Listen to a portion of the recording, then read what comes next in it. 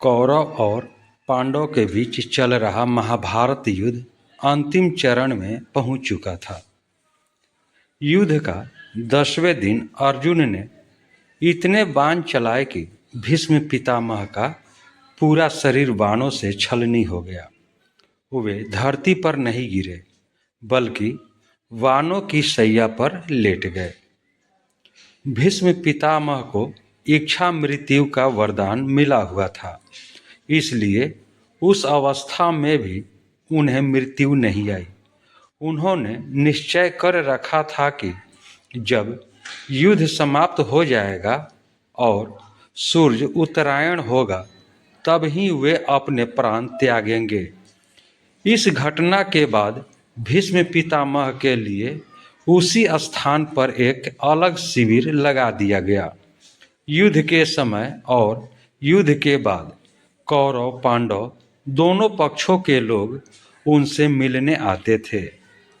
युद्ध समाप्त हुआ, पांडव विजयी हुए। जब पांडव भीष्म पितामह से मिलने पहुँचे तो पांडव ने देखा कि पितामह की आंखों से आंसू बह रहे हैं। ये दृश्य देखकर पांडव भी दुखी हो गए। उन्होंने विनम्रता से पूछा कि पितामह, आपकी आंखों में आंसू क्यों हैं?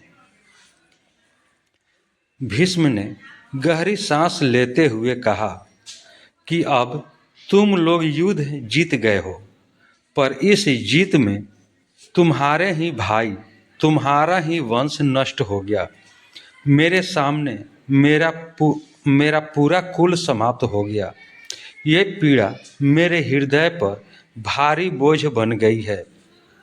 फिर उन्होंने आगे कहा कि मैं ये सोचकर भी रो रहा हूँ कि जिन पांडव के रथ की कमान स्वयं भगवान श्री कृष्ण ने संभाली, जिन्हें ईश्वर का पूर्ण संरक्षण मिला हुआ है, उनके जीवन में भी इतने कष्ट आए।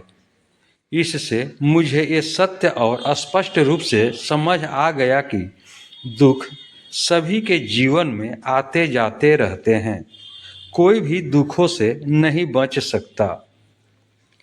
भीष्म ने आगे कहा कि आज मैं रो रहा हूँ, लेकिन इन आंसुओं से मेरा मन हल्का हो रहा है, बोझ कुछ कम हो रहा है। भीष्म की आंखों के आंसू जीवन की गहरी सीख दे रहे थे। भीष्म का संदेश है कि दुखों को दबाना नहीं चाहिए, बल्कि उसे स्वीकार करना चाहिए। तभी हम मजबूती से सही निर्णय ले पाते हैं। दोस्तों, यह कहानी आपको कैसी लगी? कहानी को लाइक करें, शेयर करें। चैनल पर नए हैं तो चैनल को सब्सक्राइब कर लें। बेल आइकन का बटन दबा दें कि आपको इस प्रकार की कहानियाँ मिलती रहे। अब हम लोग अगले वीडियो में मिलेंगे, तब तक के लिए जय हिंद।